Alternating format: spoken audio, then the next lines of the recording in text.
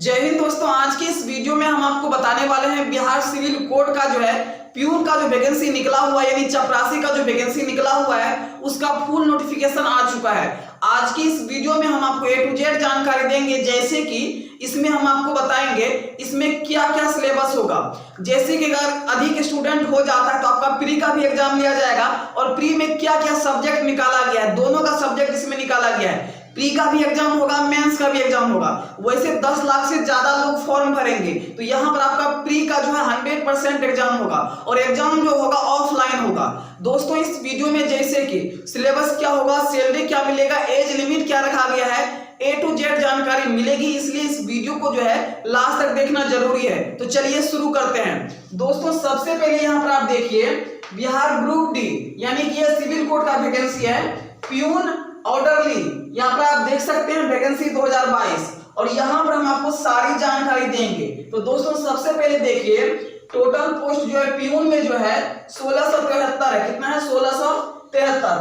और अलग अलग इसमें सिलेबस निकाला गया है, आप देख सकते हैं। तो चलिए हम आपको फिर से बताते हैं टोटल पोस्ट कितना है प्यून का, 1673 है। बिहार सिविल कोड में प्यून का जो वैकेंसी है यहाँ पर टोटल पोस्ट कितना है, 1673 है।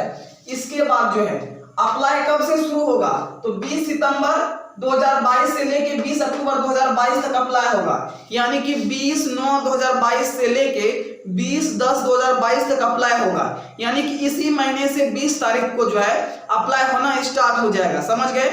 इसके बाद हम समझते हैं पेमेंट आपको कितना लगेगा। तो दोस्तों यहाँ पर जो पेमेंट लगेगा ध्यान से समझिए।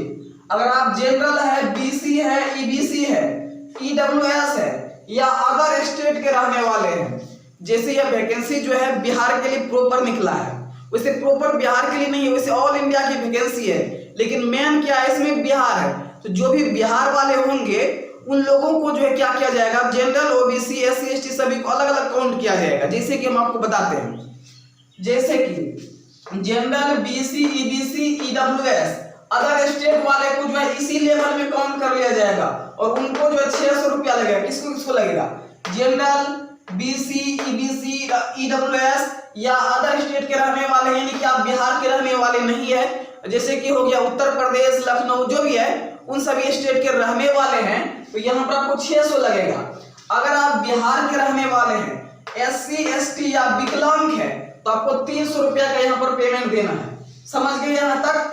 इसके बाद जो है एज लिमिट की बात हम करते हैं। तो एज लिमिट जो है 1 सितंबर 2022, यानी कि 1 सितंबर 2022 तक में जो है मेल के लिए, यहाँ मेल हमने लिखा हुआ, यहाँ पर फीमेल, मेल और फीमेल का अलग अलग जो है इसमें दिया गया है।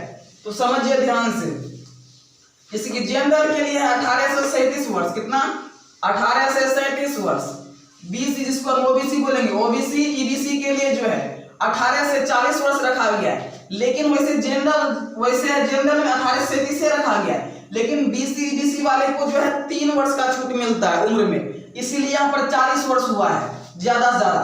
एससी, एसटी वाले को भी जो है ज्यादा से ज्यादा जो है 5 वर्ष का जो है छूट मिलता है, इसीलिए यहाँ पर जो है 37 की जगह 42 हुआ है। समझ गए? तो एससी, एसटी वाले के लिए 18 से 42, बीसी, ईबीसी वाले के लिए 18 से 40, जनरल वाले के लिए 18 से 37। लेकिन फीमेल की बात करें तो फीमेल में ये सब आ जाएगा, जनरल, बीसी, ईबीसी, इन सभी में जो है फीमेल में जो है 18 से 40 वर्ष उम्र रखा गया है, और एससी, एसटी में जो है फीमेल में जो है 18 से 42 वर्ष रखा गया है। यहाँ तक क्लियर है? यहाँ तक हमने आपको सारी जानकारी दे दी। अब हम आपको आगे का प्रोसेस बताते हैं। एज आपको समझ में आ गया।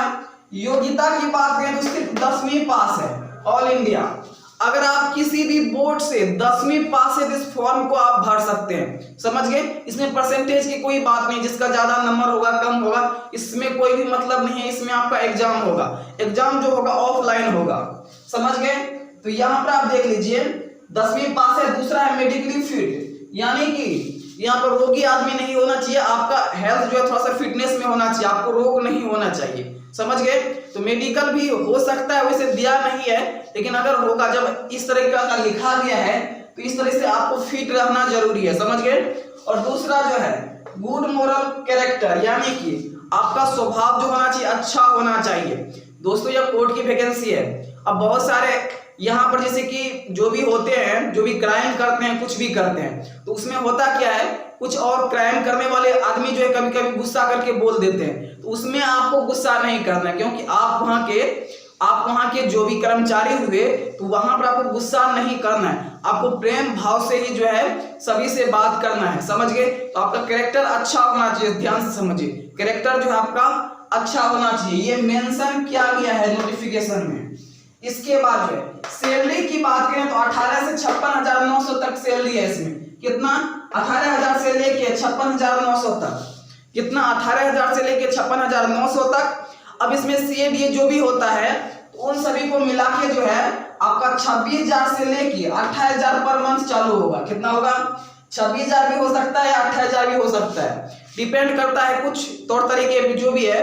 तो जो भी दिया गया है, तो 26,000 से 28,000 जो है पर मंथ आपका सैलरी बनेगा और आपके अकाउंट में दिया जाएगा, आपके हाथ में दिया जाएगा, समझ लीजिए एक तरह से, समझ गए।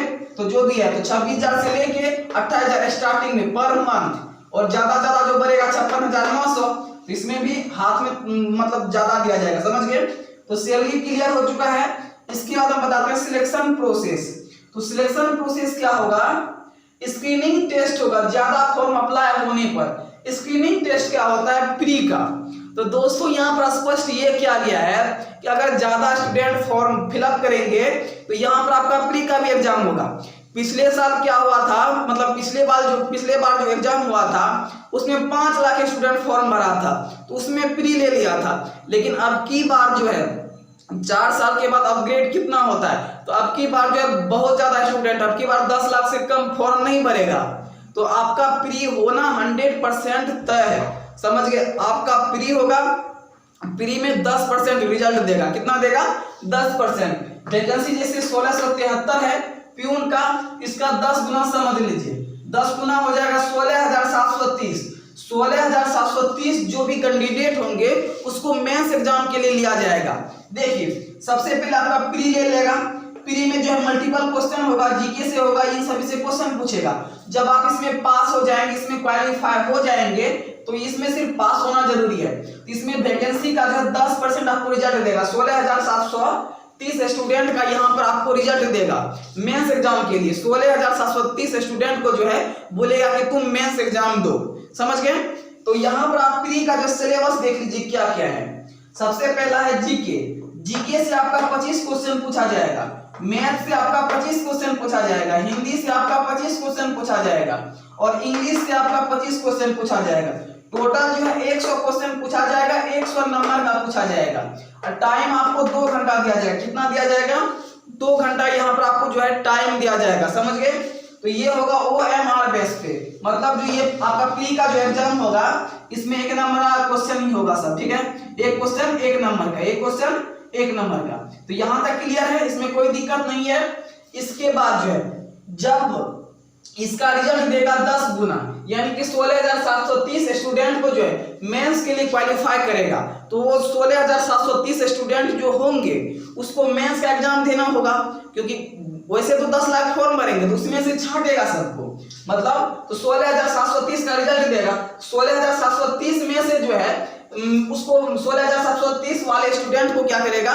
उसको मेंस के लिए सिलेक्ट करेगा। अब मेंस का एग्जाम होगा, तो मेंस में देखिए इसमें लिखित परीक्षा यानी रिटन टेस्ट लिखा गया है।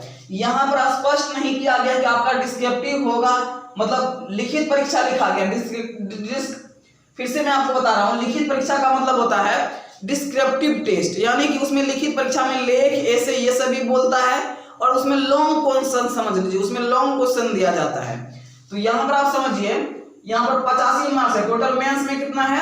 85 मार्क्स दिया गया है।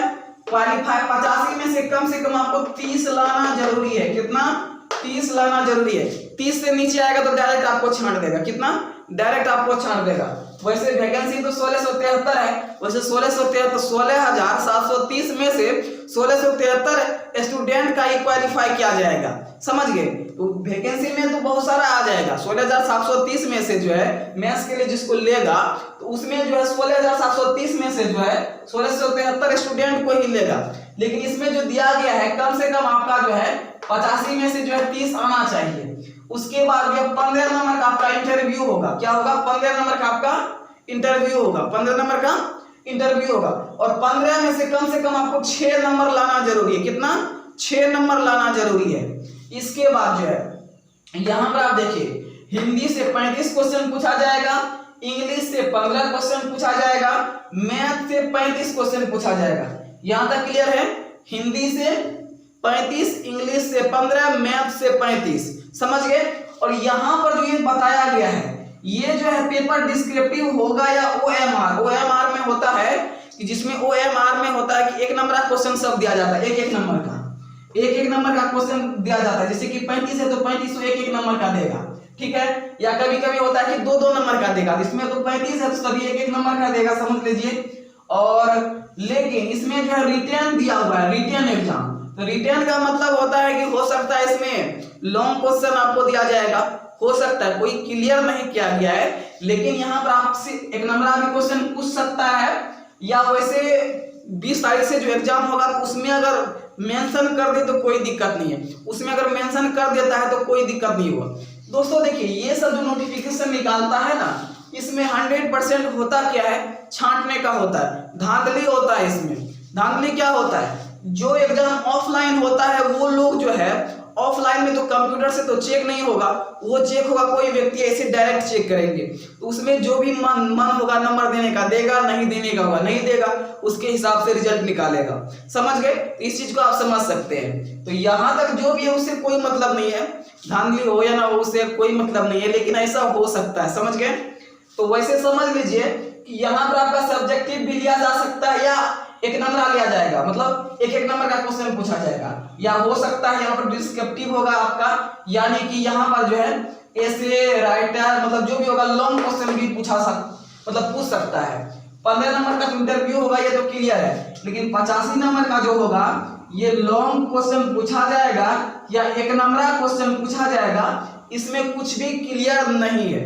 समझ गए? वैसे 1 नंबर ही पूछना चाहिए। अब देखिए क्या कैसे होता है, समझ गए? तो वैसे मैंने आपको बता दिया। वैसे अगर आपको फुल नोटिफिकेशन डाउनलोड करना है तो आपको वीडियो के डिस्क्रिप्शन बॉक्स में जो है वेबसाइट का लिंक मिल जाएगा, उस वेबसाइट से जो है कुछ और जानकारी भी ले सकते हैं, साथ ही साथ जो है वैसे मैंने पूरी जानकारी आपको दे दी है, कोई इसमें मिस नहीं हुआ है, पूरी जानकारी हमने आपको दे दी है। अगर इसमें कुछ भी डाउट लगता है तो आप कमेंट करके पूछ सकते हैं। अगर नोटिफिकेशन डाउनलोड करना है तो वीडियो के डिस्क्रिप्शन बॉक्स में वेबसाइट का लिंक मिल जाएगा, उससे आप डाउनलोड कर लीजिएगा।